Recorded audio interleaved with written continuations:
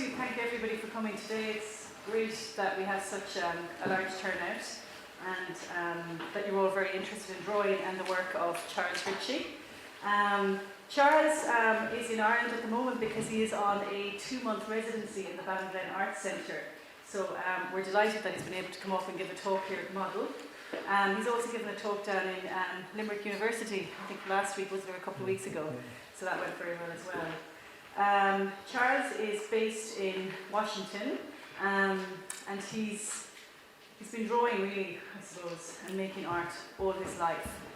But I suppose what sticks out in my mind is from about 1977, I'd say 1977, Charles has been making and drawing daily, so he has an absolute, like a daily practice.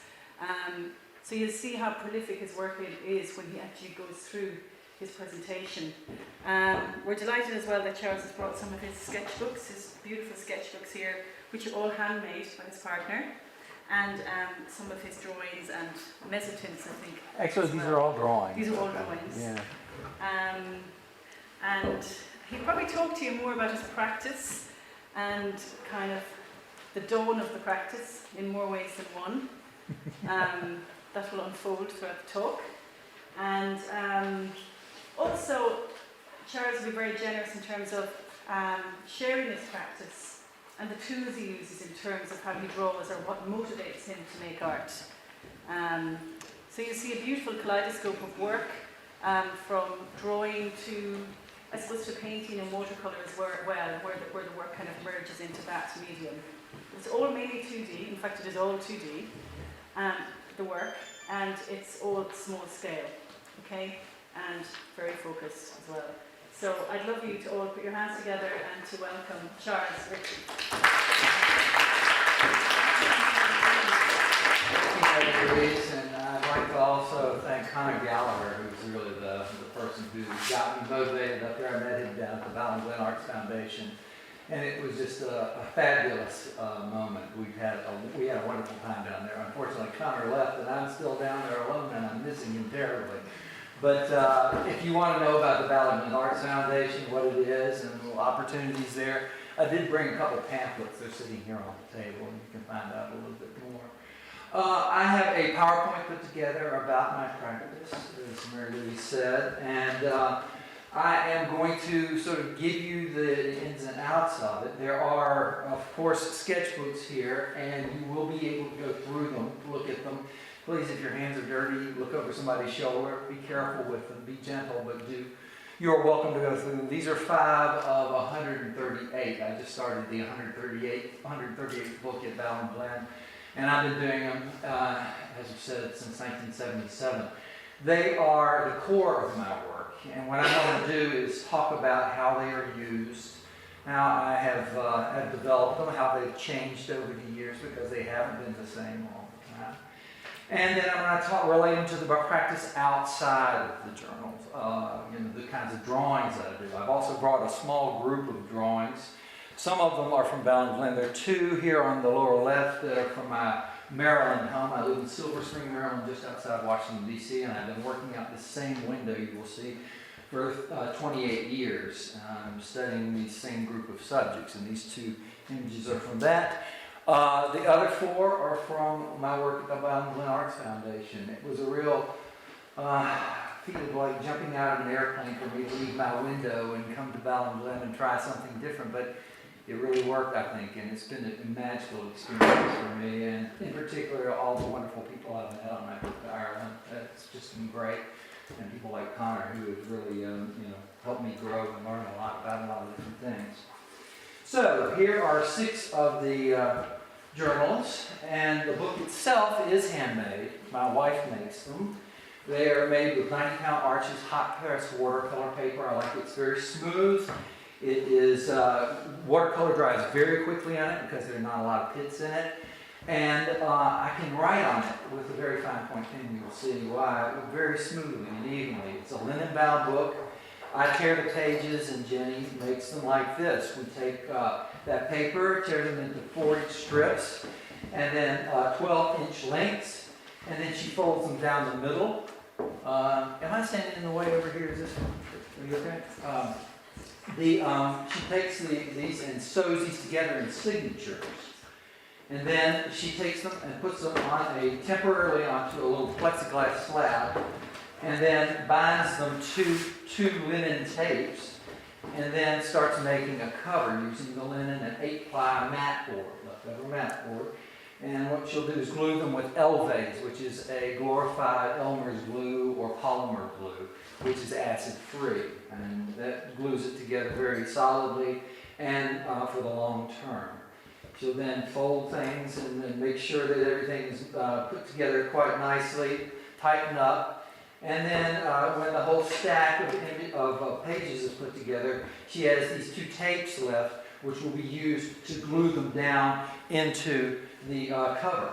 And then what we do is get a lot of wax paper and stick it in between the places where it might stick it inside that book cover, nest it in there, and stick it in a book press overnight and let it dry. And when it comes out, you have really a beautiful little sketchbook, great for watercolor. It is just the right size to slip down into my pocket. I can take it everywhere I go, and I actually do use it all the time as a source. The one I'm working on right now is sitting right here, and it is half finished. When you go inside, what you're going to see is a lot of very, very tiny writing. I use a 4-aught rapidograph pen, a technical pen, which was used by architects for many years. Most of them are using CAD now, but I probably kept rapidograph alive by using these. Got so many of them. I love them. They're very good, but they are a little bit testy. The writing is something I can read. I write very, very quickly. I can put a lot of information down into this area, into this very tight area, because this is very valuable space. I use maybe 1 book a year. I use 1 book every 6 to 9 months, shall we say. So I want to fit a lot of information in there. And it's private. I mean, I can take all these notes and go back and read them myself, but oftentimes it's not legible to most people. Of course, you can spend time trying to figure out what it says. Most people give up after a while. It's really my private notations. And what am I writing about? It's my dreams. If you look at the very first line, in some cases you will see the word dream. And these are dreams that I've had. And these books are filled with my dreams. And I've worked on developing my ability to remember my dreams. And I find dreams very interesting because I think they're a reflection of what's going on in my daily life. And oftentimes they are much more direct than I could be with myself. I feel like they are directly into my subconscious. And so that is mostly what my note-taking is about these days. We'll talk a lot more about dreams and the process of remembering them a little bit later. Let's move on to see what else you're going to see. You're going to see a lot of little sketches, tiny sketches. These are studies of me at my window or with my particular subjects, which I've been doing for these 28 years. This was a study for a drawing that I was thinking about making outside of the journal. This is about 4 inches tall, so you're going to see these are pretty small books, and the sketches are still smaller. The images I'm going to work on outside the book are not much bigger than they're about this size. They're usually right in here. This is where I feel comfortable. This is where I like to work. I can think in this space beautifully, and I really, really enjoy the miniature and the making a small thing appear large. You're going to see a lot of these kind of watercolor sketches in the books. I also use the book as a way of projecting a path for works outside the journal. This is 2 sketches of a work that I was doing in around 2007. By late 2007, I was starting to think about the trajectory that this piece was going to go. So I did 2 drawings of it as it was, and then projected on where it was going. In this, at the top, it was a drawing in rapidograph. I used that little tiny pinpoint and built up crosshatch to create the image. And in the bottom, I took watercolor and did the image with subtle variations to see which way I wanted it to go. Now, at the time I stopped, the drawing looked like this. This is after about a year's work. It's a basic outline. I'd say the drawing is about a 1/3 finished to halfway finished. It's about 17 inches long, so maybe 5½ inches tall, and it is slowly built up with layers of watercolor. And you can see another aspect of my work at this window. I'm looking out my window at night, at a series of houses across the street. And then I'm also looking at the things that are going on behind me as a reflection in the window. And so what I'm doing over a long period of time, 28 years so far and counting, is watching incremental changes of trees grow, leaves coming and going, people moving in the houses and treating them differently, changes in that houses, physical changes. But then also, I'm watching the very ephemeral changes, changes in the interior of the house, movements of lights, different people moving, or different subjects moving around the room, changes over that particular period of time. And so this drawing, the two sketches that I've done, prepared me for where the piece went. See that right? That was the piece when it was finished about a year later. It was a 2-year-long piece. Oftentimes I work on pieces many years. So 2 years is actually sometimes a fairly short period. But you can also see that I've been doing this for a very long time. This is the first one in the series, which dates to 1986. It was called Interior Exterior. It's a little bit larger than others. It's about 22, 23 inches wide. It was done largely in pen and ink with some watercolor washes. And you can see the same subjects years ago looking out across that street with a lot of different variations. Of course, the foliage was a lot different in those days. Let's compare it to a work that I just did. Sometimes I mix it up and try different materials. This is a drawing that was done in landscape and Conte crayon of a certain section of that particular image area that we just saw, and that I just finished up about 3 years ago. Built it up over about a 5-year period. It was a long-term drawing. And if you look closely at the two pieces, you'll see that there are certain elements that have changed dramatically. In 1987, this oak tree, which was across the street, was not much more than a pretty sturdy adolescence. But now it has actually grown to be a pretty big tree. It's actually gotten a lot bigger. And of course, my idea is eventually see this tree become a great oak as I continue my work with these subjects outside the window. You'll also notice that dogwood trees and redbud trees, smaller trees, have come and gone in a period of time. This is the kind of change I'm documenting over time. This is another drawing that I've been doing since 1986. It is a work in progress. I started it in 86 and I'm still working on it and intend to keep working on it the rest of my life. I started the drawing in 86 in red pen with a very fine point. I drew the entire subject out very carefully in red outlines. All of everything was outlined very carefully.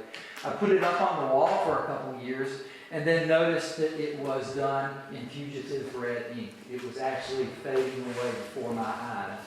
Only a few places where I had used a little bit of black to indicate key points in the composition had remained. And so I looked at that drawing for a couple of years and then decided, well, I'll continue on in graphite. And I built up on top of that, drawing in layers and layers. And what has happened, if you look closely, you can see the original tree in 86 and the tree as it was when I stopped. I guess I must have stopped about a year and a half ago because the piece was in a recent exhibition. But the idea is, of course, to continue documenting this tree in this particular drawing as well over the rest of my life. We talked about my work, the books, where they came from, or at least how they're made. What I thought I'd do now is talk a little bit about where this started. Where did the idea for the journal come from? And some of the early influences. And it goes way, way back. When I was a kid, one of my favorite things to do was go to my grandparents' house. We traveled around a good bit as a kid. We moved from town to town. My father was a Westinghouse electric. To move up in the company, you moved around, and so we did. But the place we always went back to was my grandparents' house. And in their library was a book, 6-volume set called My Book House. They were published in the 1920s, and it was filled with the images of the golden age of American illustration. On the right is N.C. Wyeth. On the left, a lesser known named Joseph Chenoweth. But these books were fabulous. They were filled with beautiful illustrations. These by Don P. Crane, a lesser known artist. I don't know him, haven't researched him at all. But this was one of my favorite poems, The Sugar Plum Tree. And I love the fact that the artist took these images and moved them around the page. You never knew when you changed the page where the images were going to be. They always shifted place. They were different shapes. And they used a couple colors very effectively. I also like the way they were placed in relationship to the type. There was always a surprise in that. A beautiful kind of interplay between image and text that was in these books that really influenced me from early on how much I love books. This is a sketch of this, a page of my a journal from about 2002, I think.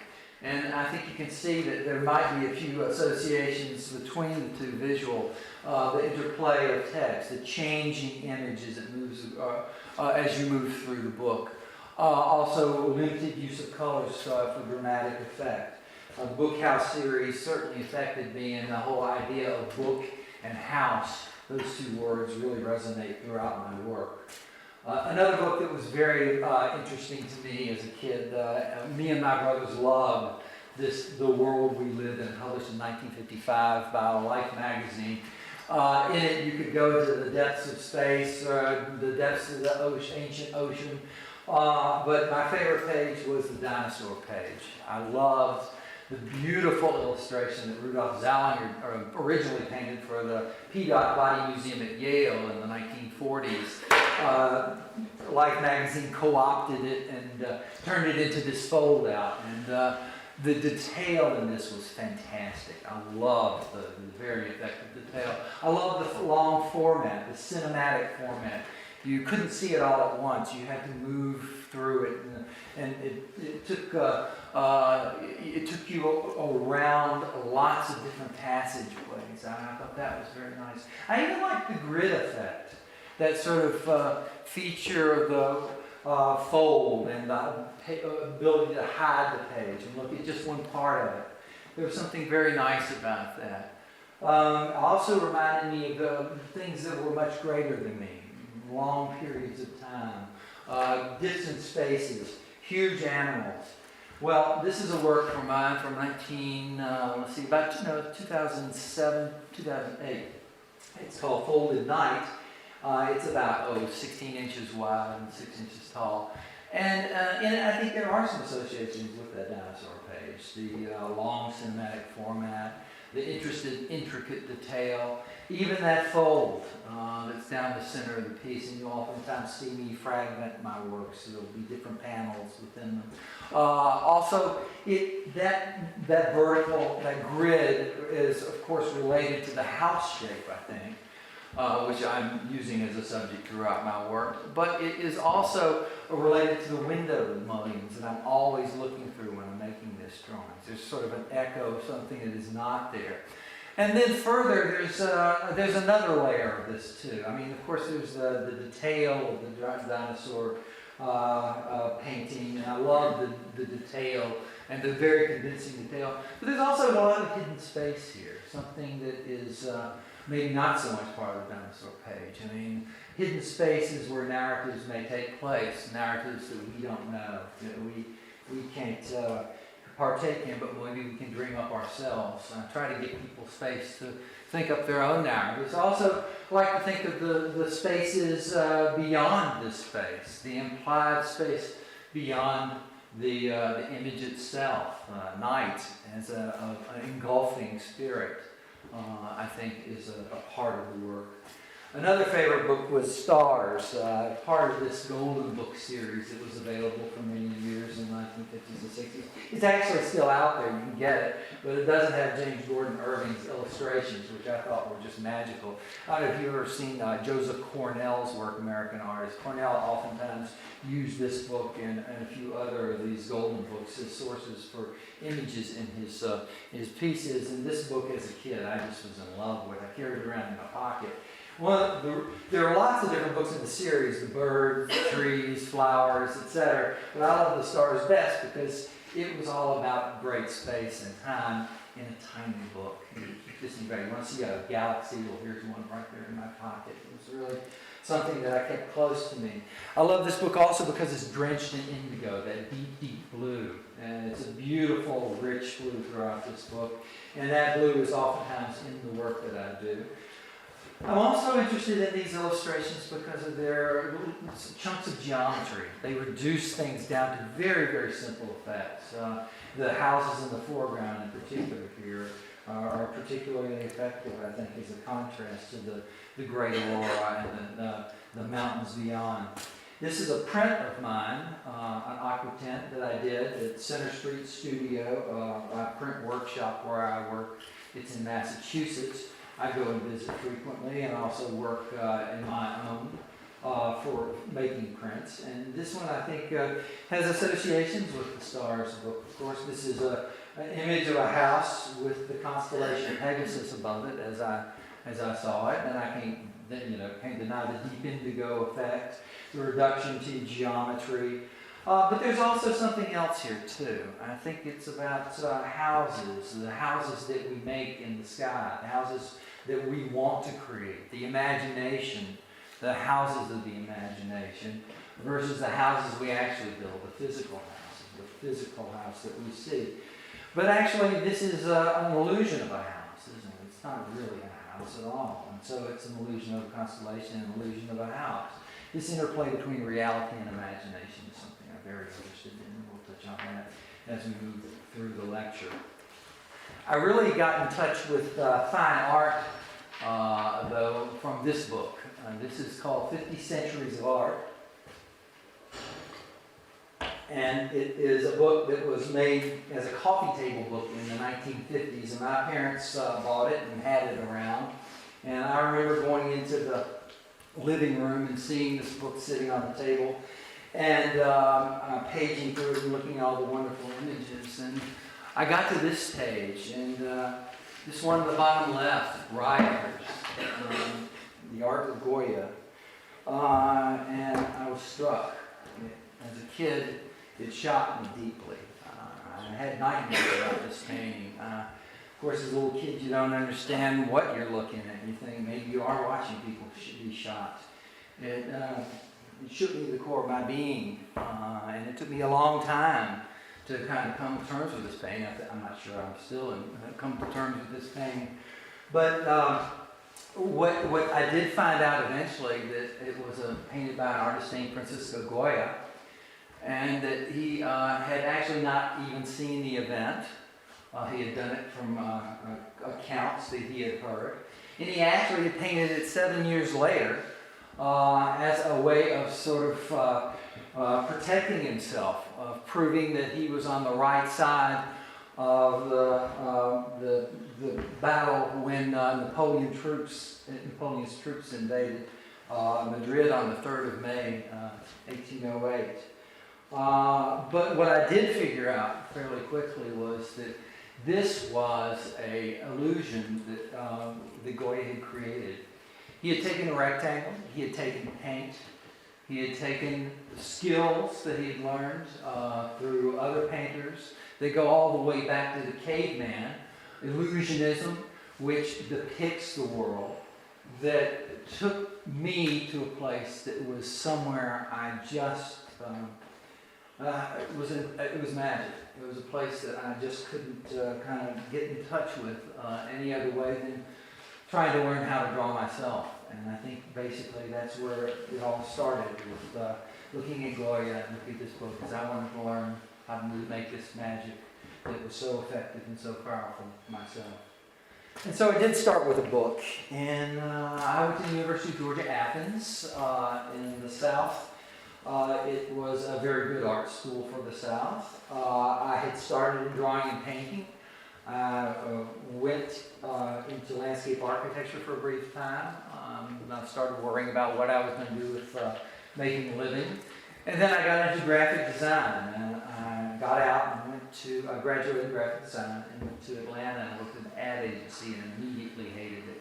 I was doing 40, 50, 60-hour weeks, making junk for a world that needed no more junk.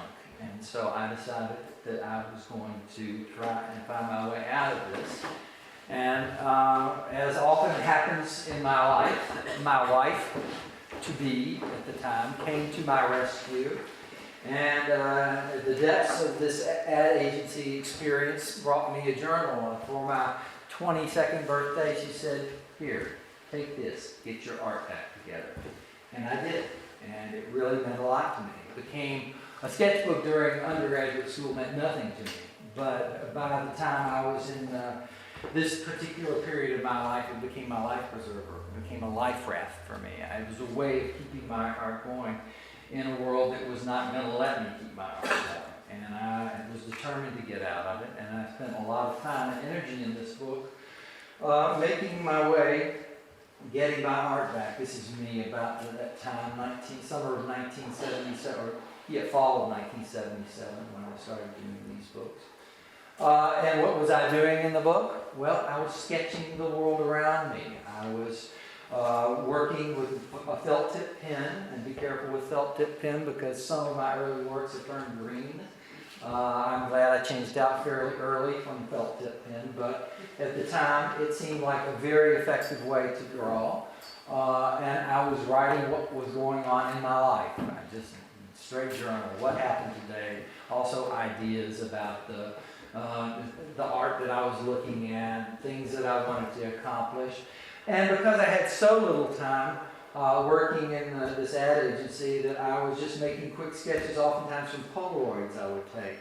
This is a Polaroid of a couple houses, and the synchrony of that tree in front of the edge of the house and that brilliant light on the house grabbed me for a second. So I took a quick snap of it and went back and I drew it in my book you see up the left. I was doing that kind of work to keep myself interested. You might ask, why houses? What's in houses for me? Well, I'd always been interested in Winslow Homer and Fairfield Porter and Charles Birchfield and Edward Hopper. I think American landscape has a great tradition. But I think there are a lot of artists that can tell you that. Landscape for me was also a way of thinking about the cosmos, actually, depicting the world. The light off the side of a house took 8 minutes to reach your eye. It's from a sun. It's in the middle of a dust lane and a star lane in the Milky Way galaxy, which is part of a local group of galaxies, which is part of a little supercluster of galaxies. That light and that jump in time is a link to the cosmos. And when I see light on the side of a house, or actually when I stop and think about it, all light is cosmic, if you stop and think about it and where it came from. And I think that was a very motivating factor for me to start talking about the cosmos in that particular way and try to understand it. But finally, I think it was a psychological thing. And I told you I moved around a good deal as a kid. Moving around and then moving to the new house, leaving all the friends behind and meeting new people, which was not always easy for me. And for me, the house was the symbol. The house was a symbol, very potent symbol for me, of that challenge of going to a new place and living and finding a place of security, but also that place as an insecure place as well. And that dichotomy, that tension between the two, I think forms a psychological bed in which I work. Well, I decided to go back to graduate school. I got in Carnegie Mellon University in Pittsburgh, Pennsylvania, a good bit north of where I had come from. I had never really lived in the north, and it was a big shock for me, and I actually loved it. It was a very exciting time. Big snows I had never had. A big industrial landscape from a kind of post-industrial society. Black towers, steam pipes sitting alongside the Monongahela River. Very contrasty, dark and light between the snow and these big towers, smokestacks. It was an exciting time for me, and I started feeling like that book narrating what I did every day And doing these sketches of houses just wasn't enough. I was going to have to shift the gears a bit. So this is the only time I really had a synchronous book going. I kept the second book. I started a second book, and in this book I could do anything I wanted. And I decided that I was going to do experiments. Like this one was taking a bus trip at night where I couldn't see my hand, and I was going to write down everything that I saw as I saw it. Just letting my hand go, letting my mind wander, and start filling the pages with the things that I saw and thought. The real break came for me in the summer of 1978 when I became, in between my 2 years at Carnegie Mellon, a guard at the National Gallery of Art, my first job at the National Gallery. And I spent that summer 7.5 hours a day in front of these paintings like Ginevra da Vinci, Leonardo da Vinci's painting from around 1475. It's a portrait of a Florentine noblewoman. Leonardo was learning how to make oil painting. He was actually developing oil painting. He's one of the first.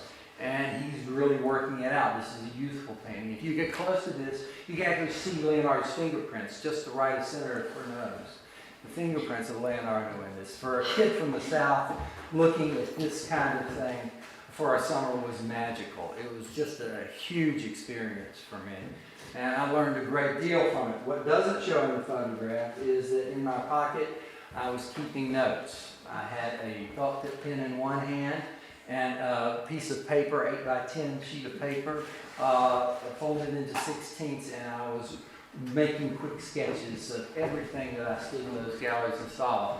Gesture drawing in miniature, drawing very, very quickly. How quickly can I get down that Corot, that Manet, the Monet, the Degas, working over and over every day, all day long. And the writing, well, to get down into this little piece of paper I had in my hand, it had to get very small. So that's when the small writing began, and it never got bigger.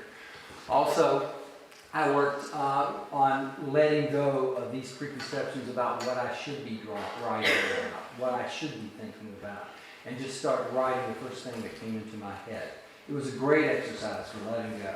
Just let go. Don't even think about it. Just write it if it comes to the head. And what that ended up being is the front room of my master's show at Carnegie Mellon.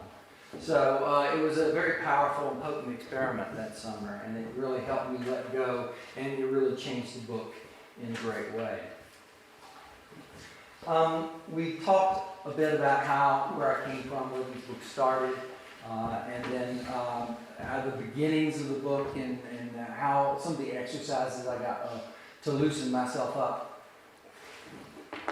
Now let's talk a little bit about developing the chronology of the books and how they changed over the years. Very briefly, we'll go through and take a look at some of the things. First of all, the first 80 books were not these very fine books that were handmade. They were off-the-shelf books that I bought. They were about the same size. They were 6 by 4 inches, and they fit just like these into my pocket. They were called the Next to Nothing book. And they were available from 1979 to around 1991, and I bought them just in bulk. Had lots of these, and they were great. They weren't great paper. It was a bond paper, but it was really good for me to start learning to play in. And I didn't feel like I had this precious paper that I was working with. It was just everyday paper. It took watercolor okay, pen and ink okay, and I did lots and lots of these books. Now, from 1984 to 85, well, Jenny and I, my wife, got married in 84.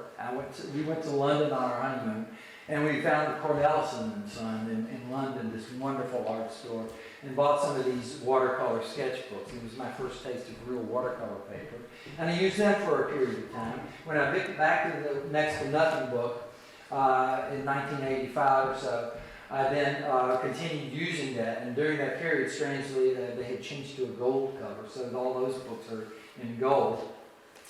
And then from 1992 to present, Jenny started making them because I really ran out of the source with next to nothing book. They disappeared from the market, and we started feeling like it would be a time to start making our own books ourselves. And so she took a course at the Smithsonian Institution, they taught bookbinding, and learned how to do it. And this is very basic bookbinding. It's nothing exotic about it at all. What I like about these particular volumes is they really fold open. She knows how to tie them just tight enough so they fold open. I can hold them, and they work so well. This is the rapidograph, and what I tend to do is use a brown ink and a black ink mixed together. It makes them very warm color. It's very, very nice, rich color. I also put a couple drops of distilled water into that little reservoir. A couple drops doesn't thin the ink too much, and yet it keeps this very taciturn pen rhyming pretty well. These last a fairly long time. They're about $25, and to replace them is, well, it's not a catastrophe, but and I often lose them or the point breaks or something else. But they're great for writing, and I use a very, very fine point. There's only one point smaller, and that one is so taciturn I don't use it because it just it really fits so often. The first books looked like this. When I got back from my National Gallery experiment as a guard, I threw out the baby with the bathwater. No dating, no anything. You don't have to put anything on this page ever if you don't want to. Only the ideas that seem like important to you at the moment. So what I would oftentimes do is write down one word, 2 words, change the page. Also doing quick sketches with the rapidograph pen now. And these are very small studies. I mean, this is less than a ½ inch tall sketch. Writing very small. You see it's all spaced out too. I sort of let myself go in design and just let the page sort of grow. The upper left is a sketch for painting or drawing I was working on outside of the book. That sketch is less than an inch tall. It was for a drawing from 1983. And it's called Window and Moon and Star. It was about maybe 3½ inches tall, tiny drawing. I worked on it for months. It is pen and ink, mostly, with thinned pen and ink built up in layers. It reflects my interest in the British Romantic painters, William Blake, Edward Calvert, Samuel Palmer, all very interesting artists to me and still are. And this was, I think, quite influenced by the things that Jenny and I were going to go see in England when we were traveling around on our honeymoon for those 2 weeks. The books, as they grew, the drawings got a bit more elaborate. I started doing copies after the masters.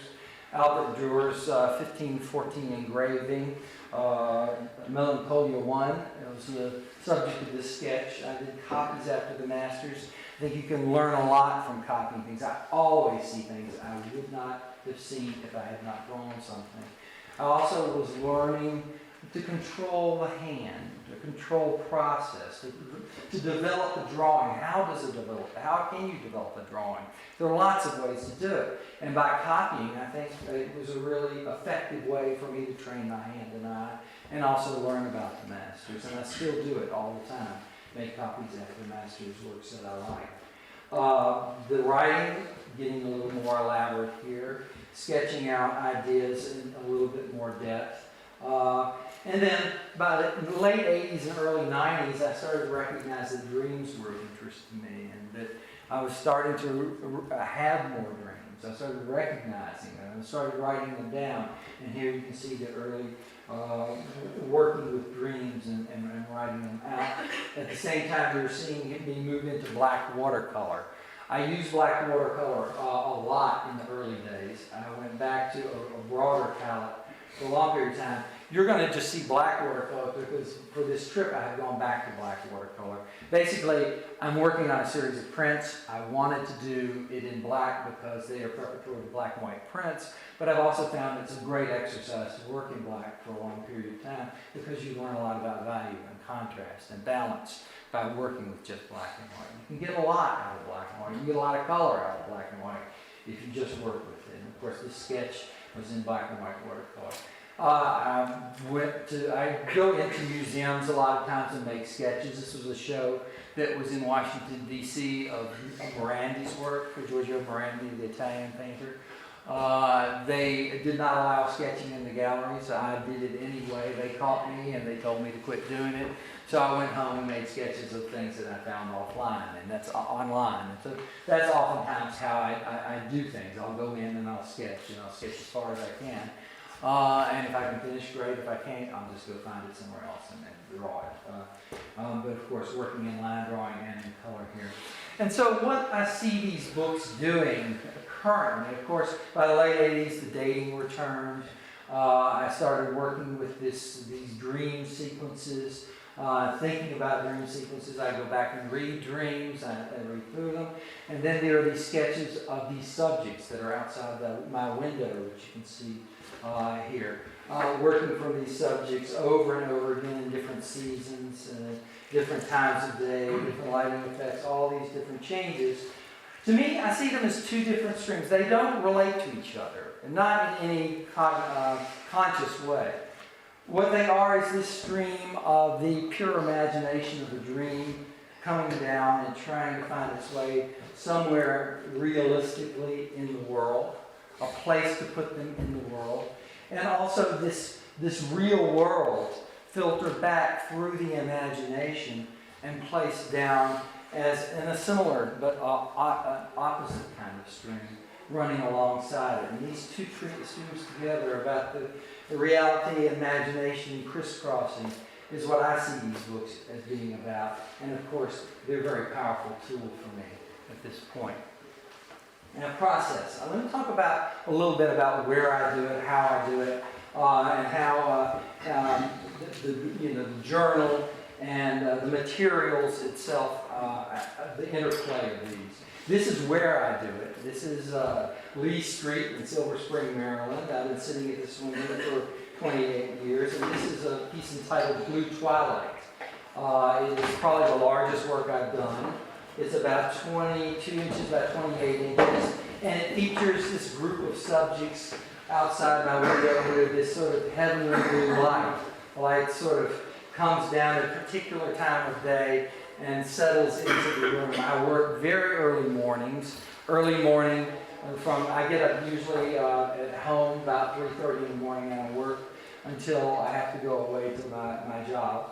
And then I will sometimes work in the evenings, but not really. Usually I come home and take care of dinner, etc., and then go to bed fairly early so I can get back up early in the morning. But these are the kinds of things I see in these unusual time periods. I love early morning because, well, my biological clock is that way. But I also find that I have a privacy and a kind of a door into subjects that are sort of unusual effects of light. I'll show you an image of the place in a photograph. That's the place. I patched it together about 10 years ago from a group of digital photographs. And even though it's a little different time of year, it is about that same time of day, early morning. But you can see there is a lot of changes, a lot of shifts, a lot of the imagination is at work when I make a piece like this. First of all, cars are almost always out there. And in this case, I got rid of the cars because I thought they would be in the way of the effect. Secondly, I took out the street light. I just turned it off. I thought it was going to get in the way of the subject as well. Third, I felt like that there needed to be this kind of flickering effect, this light, this unearthly light. And so what I did when I started drawing was take a graphite stick and draw out the leaves very quickly in a graphite stick. Then I mixed 4 different colors of blue watercolor together and brushed them in, mixed them up, and flooded the entire piece with this blue watercolor. Now, what happened was the watercolor was pressed away from the areas where the graphite was, and so are these little flickering effects of graphite underneath it. Then I built up the layers of the dark with Conte crayon and with the graphic crayon, building them up over a period of time, scraping back. And so that there are these little graphite flickering effects that are in this particular piece that don't necessarily show in the particular drawing, in this drawing. But you can see there is a lot of different kind of imagining that is going on. It's not a straight drawing from the subject. This is the window, a photograph I took of my room and where I sit. On the left is the Ptolemaic theory of the universe. On the right is the Copernican theory. Ptolemaic is the Earth is at the center of the universe. On the right, Copernican, the sun is at the center of the universe. And neither of them are exactly right. One more right than another. But I like the idea of these star maps as a kind of reference to placing oneself in the universe, in the cosmos, and also different points of view, different imaginings about what one is. And the room is actually filled with star maps. The wall behind me is a large star map done by David Teskey in 1972. He actually hand-plotted 4,000 plus stars at their relative magnitude, and it's flooded with that deep indigo that I was talking about. I love this star map. I bought it in high school, and I treasure it every day. My wife Jenny and I added these little astronomical cards that we got in the shop on either side. It's a little play on Vermeer's Artist in the Studio, if you know the little cities of the Netherlands along the side of the maps. Well, these are the little cities of the cosmos that are on side. And you can actually see my drawings as I make them for my exhibition build up behind me in my drawings. This is just before I did a show in New York last year. And all the drawings are mounted on these particular boards while I'm working on them. And then I take them off and then we frame them up and put them in an exhibition. But you can actually see in particular drawings like this one, a very tiny drawing, a self-portrait early spring, it's about 4 inches wide. You can see the drawings behind me. Also that large star map reflected there. And then, of course, the landscape of these houses behind me. I use watercolor. You can see I have plants on the books. I use particularly 2 watercolors that are very effective in creating black. One is a raw umber violet. I've never found that color anywhere except Daniel Smith of Seattle, Washington. It is a very, very dark red, a nearly black red. And then I use an indigo from Daniel Smith, which is a very black blue. And mix those 2 together and you get a wonderful rich black, which you can sort of move between the poles of warm and cool. And usually you won't be able to tell from these watercolors, but you will in the journals. I'm always working between these warm and cool poles by using these 2 colors as basis.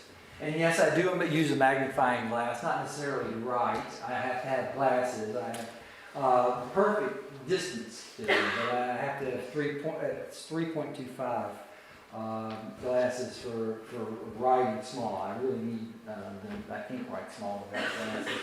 And I do use magnifiers at times to work on the detail that you're going to see in some of these things.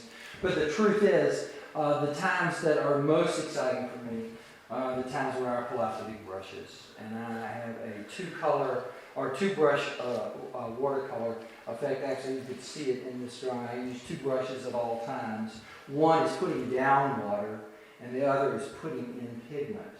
And that water brush can be used to pull out. Because if you're working with watercolor, if you put down water in the area you're going to work, you actually draw that area first in water. Then you drop the pigment in. You drop that paint in. What happens is you can control it. You can actually take the water brush and then pick it up, even after you put the pigment. And you can take it all the way out if you work quickly enough. You have a lot of ability to work and space to work in if you wet the paper first in just the area you're going to work. Of course, with watercolor, you're also thinking in terms of working light to dark. So your lightest colors go in first, and you're protecting the white areas. You never get those areas wet. So what happens is you build around the lights and work darker from there, and you control it using these 2 brushes, in, out, in, out. And that's what I'm doing here. But the really exciting moments are when I've spent a lot of time building up the tail, and then I take a big flood of wash and just wash the thing, and let the whole thing sort of take its own path. And that's where the drawing gets interesting, You know, building up the detail is exciting and good, but when you really risk everything, because in watercolor you really are risking everything. It's very hard to pull watercolor. It's hard to take away. But when you do let go, it can really go a lot of different places. There are 12 different colors here, and I'm using in my current palette. This is me preparing for my last show. I use very transparent colors, and I don't try to use a lot of different colors. Oftentimes I start with red, blue, and yellow. And you can see when you make a drawing here in one of my pieces, it's just exactly the size of my journal. I call these my pages, and oftentimes I make little pages outside the book that take long periods of time that are built up over extended periods as I develop them. This is the pencil drawing. I spent a long time with pencil drawing. Where is the location? There's even another drawing over to the right, which didn't work out, and I turned over to the right. I'm just often build up layers. You can actually see that in a couple of these drawings here on the table. Then, after I do that, I start laying in the areas. I protect the areas of white. Don't go there ever. And then I build yellow, red, and blue areas, very subtly. Just these colors are going to show through.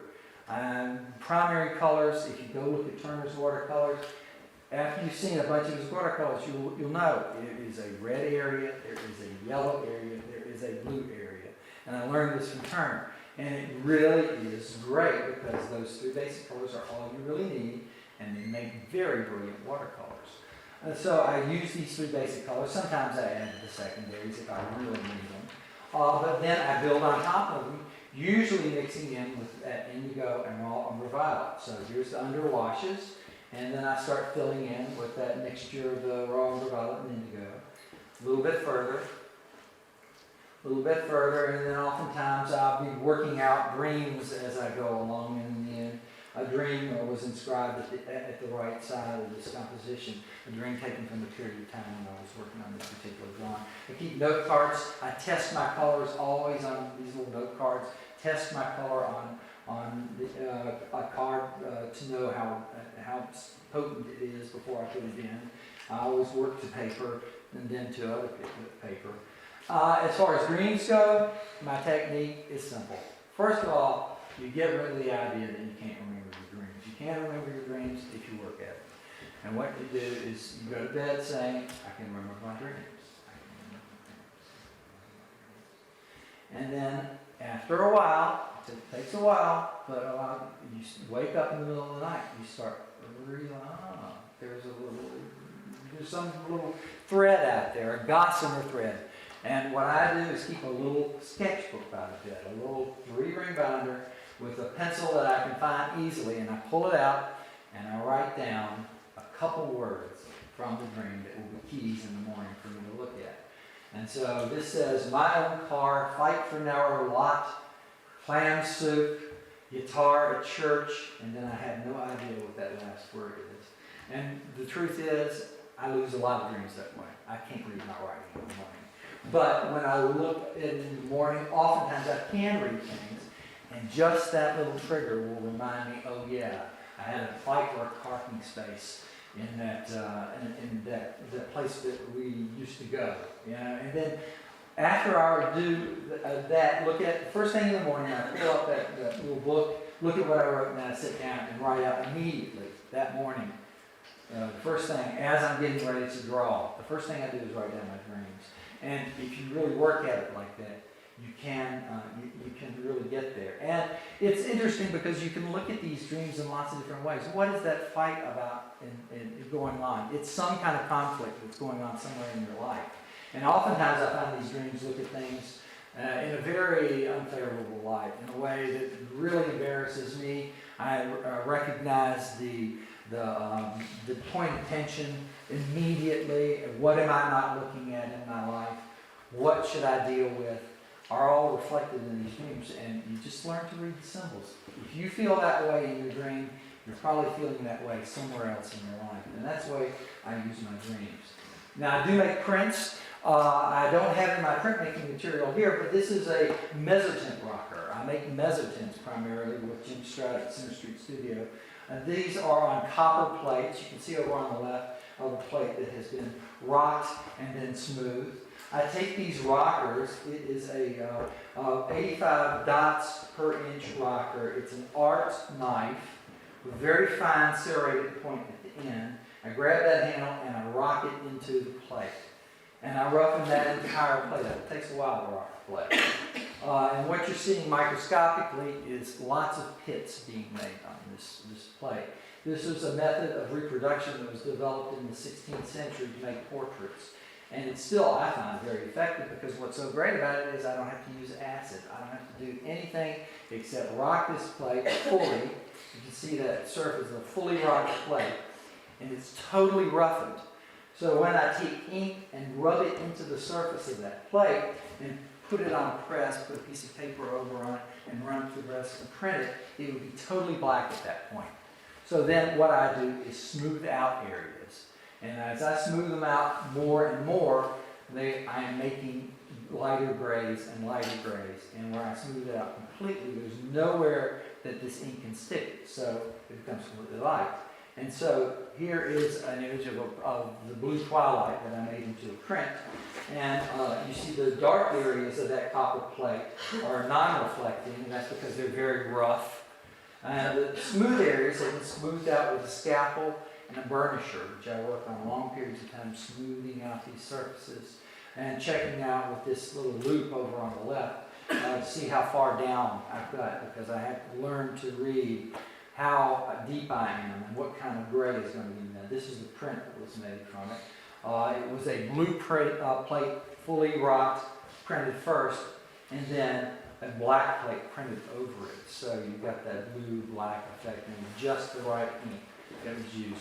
Here I am working at the Center Street Studio. We're working on proofs for a group of images that were based upon my journals. Here Jim is going to print something. It is a copper plate and it has been etched. Putting a piece of paper on it, run it through the press, and here you have your proof, based directly on a couple pages of my journal. But the kind of printmaking that I'm doing is directly related to the various images that I make, both in my books and outside of my books. Now, Ballinglen. A couple of years ago, I got a letter from Ballinglen asking me to come and paint there, and they gave me, whatever length of time I wanted. Just come see them. I think they've probably seen the folks that run Ballinglen probably saw a couple of my shows in Philadelphia and my New York show, and so they invited me.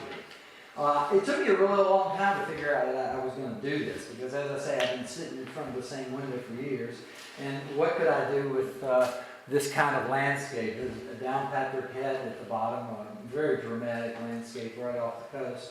And this is my view, essentially from my studio window at Ballinglen. I mean, I'm certainly not looking at houses that way, and it took me a long time to figure out what I wanted to do. And actually what I did was bring some watercolors with me from Maryland, all the subjects that I do over and over again, that I was going to translate into images for a portfolio of prints that I've been commissioned to do. And so I decided that I would at least have these to work on all here. I have these. I have two of these images here. I brought these three with me. Small watercolors that I was going to turn into Mezzotints. I also brought this sketch, which is going to be finished when I get back. It's one of those reflecting images that I was also going to start working on as a Mezzotint. And I actually I rocked the plate, I finished rocking the plate here, and then I actually transferred the image. What I usually do is trace off the image on wet media acetate. I flop it because I want the image to come out right when we print it. When you print things come out reverse, and it's important that you read things correctly. So I flop that image, and then I stick carbon paper under there, and I trace it off onto the paper, onto the plate, and you get an image there, or at least an outline of an image that you can then follow. But then, when I got to Ballinglen, I looked out my window, and what did I see? This is where I live. In Ballinglen, looking out the front, a group of houses. And actually, it's fascinating to me that the houses were almost exactly the same size, and they were reduced to utter geometry. Now, you can't put up any kind of bushes or trees in the yard. It's not the property you buy into these houses. So I was stunned, and I thought, oh my gosh, I've got to work with these houses. And so I immediately, the first night when I went in there, I sat down and looked out the window and I said, oh my gosh, I've got to do this. And they were very similar to this little group of houses in a very funny way. So here's my little Lee Street landscape that I've been working with. So what I've been doing is a lot of studies, and you can actually see some of these studies in the books of these houses outside the window. I actually have not been working in the studios at all at Ballinglen. I've been painting out the front window of the cottage the whole time. I go in, check in, say hello, sometimes have lunch with the gang. But it's just too much fun working with these little houses. And so I brought a couple pieces. Actually, I brought 4 that I picked out that are going to be part of this portfolio.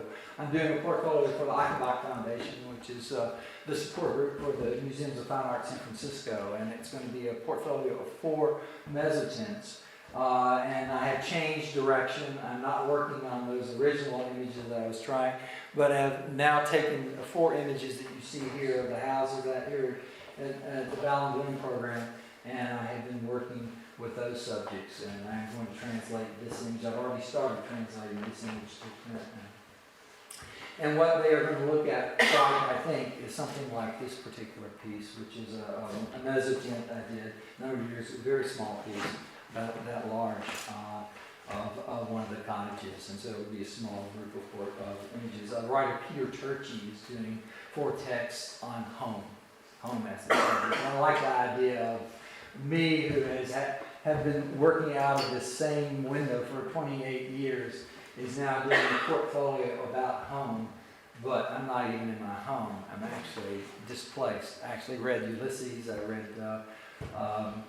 Dubliners, I read the Odyssey before I came about these ideas of particularly Ulysses and the Odyssey about displacement, and they are the sort of background material. And Ritchie will write 4 very short essays for this particular book. So in conclusion, what I thought I'd do is just show you very few things. This series, Self-Portrait with Night, and I've got in here a group of sketches for the Self-Portrait of Night, and then the finished image will come after it. And we'll finish with that here as a study. I think these are for different seasons too. This is the 10th one in the series, and this is the way I sketched it out, and there is the final. I let them take different roads as they go. This one is number 9, I believe, and here is the final for that one. A snow piece. I like the snow pieces. This one's spring. The dogwood's blooming outside the window. Number 8, you see. And then this one, which is a very early one, I forget which one it's number 5 or something like that. And then the final piece. And that's the lecture, and if there are any questions, I'll be glad to answer them. May I ask a question? Sure. I found your talk and expression fascinating. And there's one question that sort of struck me. The translation of your dreams graphically and into art, did it have a personal therapeutic effect on you? And could it have a therapeutic effect on others? I will say, for my part, translating my dreams verbally into text is very therapeutic for me. I find it a way of looking deep into myself from a completely different angle that I feel like I don't write these, they write me. And I find that getting it out very important. Now, as far as drawing my dreams, I don't really do that. I have tried it. It doesn't work for me. I think if it's a dream, it's either written or cinematic or something in time.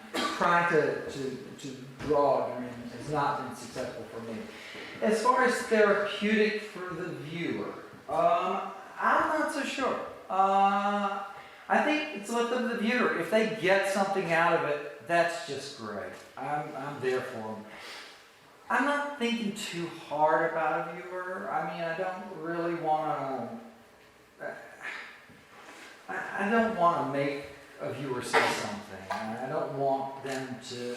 I think what I want to do is leave a lot of space for a viewer, so if they can find the road in, they can make of it what they want to. Can I ask a subsequent Sure. question? What is the symbolism of the tree to you? I think everything in these pictures, everything in this book is a self-portrait. It is me. I'm finding myself in these trees. This tree is going to die. This tree was born. This tree is growing. This tree gets sick. This tree loses its leaves. This tree, and every object in these images is a kind of self-portrait. Yeah, sure. I'm wondering about the practice of drawing pretty much the same thing for almost 30 years, and then arriving to a place like Ballinglen, where it's a place I've been, so I'm fairly familiar with, landing to a new space and having to face your work again. But you seem to have gravitated to that very, very easily, or at least talk about it in a very relaxed kind of way. But knowing how my own work works, a thing like that can be detrimental or really disturbing if you're on a roll with a vein of work, as you have for 30 years or so. Has it shocked you? The ease with which you... I was frightened to death coming here. I really did not. But I went to the McDowell Colony. The only other fellowship like this I've gone somewhere and worked is the McDowell Colony, and I did it for 3 weeks. This one I'm doing 8 weeks. Yeah. And I went up there, and I didn't know what I was going to do, and I really spent 2 weeks making a huge mistake, trying to print my own prints, trying to figure myself out. And then maybe a week of kind of half-baked stuff. And then after that experience, I said, I'm not going to this place and not have something very clearly in my mind that I'm going to do. I'm going to make some prints. I need to do this portfolio. I'm going to take images. I'm going to work from them. And I think in some ways, because I had so grounded myself and prepared myself in a way to go and work on something, that the shock of being walked into that cabin one night when I arrived and turning around and looking out the window at all these little cottages, it was just freeing. It was so exciting to me. So my fears were, pushed back away. And I wonder what's going to happen when you get home and look at your street. I'm excited about it. I also think it was a good move to try to go back and do black and white for a while, to just sort of get rid of all that color that I had been wrestling with. So color's hard for me. And so for me to go back to black and white felt really exciting and comfortable. And so I just slid right back into working with black and white. And that also was a nice sort of thing to do, was to sort of pick one direction and work with it, black and white, and Mezzotint. Take some Mezzotint stuff and work on that. I think it was, I did it the right way this time. I did it the wrong way when I went to McDowell Colony. So do you think the fact that you moved around a lot as a child, that the familiarity of looking out the same window is a sort of reassuring aspect to you? Absolutely. Do you think your childhood is, like... I was a transient I was a gypsy for so many years. And during those years, I really decided if I could find a place to live that I liked, I was going to stay there. And in a funny way, I think it's a little bit of a rebellion against my father. I'm staying put. I'm here. I'm not moving. And this is, I think our minds work, or at least my mind works this way. And of course, it's not a punishment. I love it. I love where I am. I love being there. So, yeah. Sorry, could I just ask about the drawing that you said you started in, was it 1986? Yeah. I think it's amazing patience to keep drawing the same piece for so long. And I'm just wondering about your attitude to that piece, how much it has changed over the years, and is it now becoming something that you never imagined it would, or is it what you was expected? I never projected that piece would turn into what it was. I mean, it wasn't an idea that I started, I'm going to keep doing this the rest of my life. But it was an idea that sort of grew sort of organically with the disasters and the ability to start working with graphite. And, when I was in college, working with powdery material and soft stuff, I couldn't do it. But as I gained skill, I started realizing I can do something other than pen and ink. Pen and ink was the thing I could do. Now I learned how to build in graphite and powders and materials. So that kind of grew with me. And my attitude toward the piece, one thing that I always keep lots of things going. So I have 25 drawings going at any one time. And then they're seasonal too. So I have 25 winter drawings and 25 summer drawings. And I put them away for the season when it's over. So I'm constantly changing through these. So I'm not working on that drawing often. I pull it out every once in a while. Is there something here I see? I'm responding to it. And that's the way I think it works for me, constantly changing my focus, because I always bring back to something else, things that I've learned elsewhere. This idea of sticking with one piece, that was something I started with, and I jettisoned it quickly because I realized I could think myself into roadblocks that weren't really there. Because if I give myself a lot of changes, a lot of movement, I don't, the roadblocks just don't have a chance to pop up. So it's constantly rotating images that works, and that's one of the constantly rotating images. And I don't think of it as any more profoundly than I do the other ones that I'm rotating through. I just sort of rotate through, and whatever intuitively is exciting for me, I work on it. Sorry, in your printmaking practice, did you make a conscious decision not to use acid when you do etching? Was it? I was asked to do prints with Jim Stroud 20 years ago, and he said, come here and come work in my studio with me, and I've been working with him ever since because we have a great relationship. He gives me all sorts of challenges. He won't let me do the same thing over and over again. He makes me mix it up. And it was also a time when I wanted to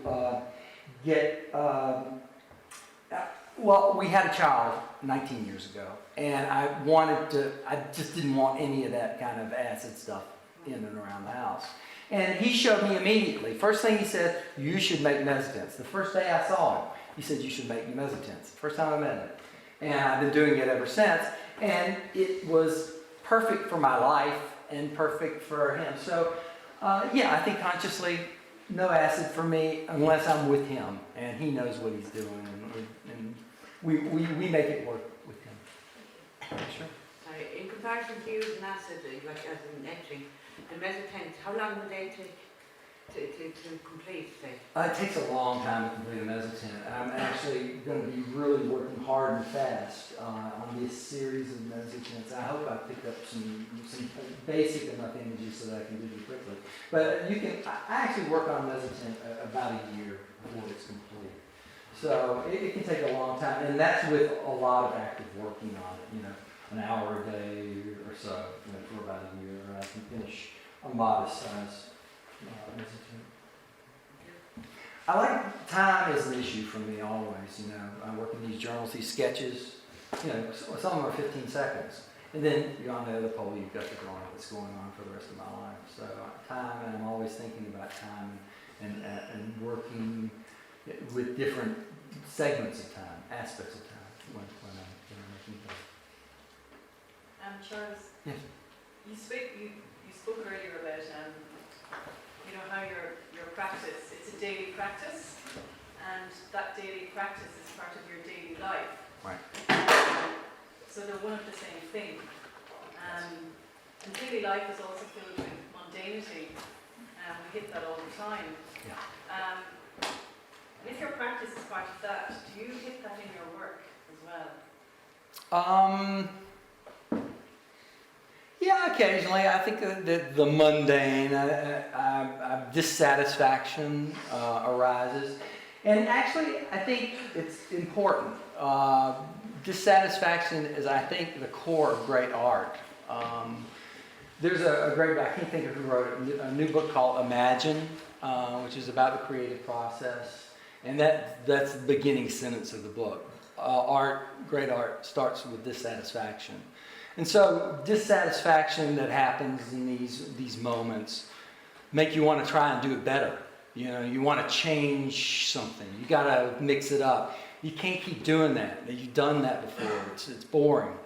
And then the mundanity. I was talking about my studio is in that front room, and I make dinner, and I put on the rice, and I put in a wash, and I take the rice off, and go back and put on the beans, and then go back and put in a wash, and it's just back and forth, and it's all the same, and it's never, you know, it's making the rice is putting in a wash. It's all part of the same program. That's why I can't have a studio outside of my house. It just is, you know, it's all right there. And I want to be in there. I want to be with my family. I want to be with my family working.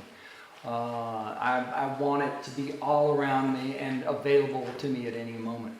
And that's why the book, carrying the book around is important too. It's a sort of way of keeping it with me at all times.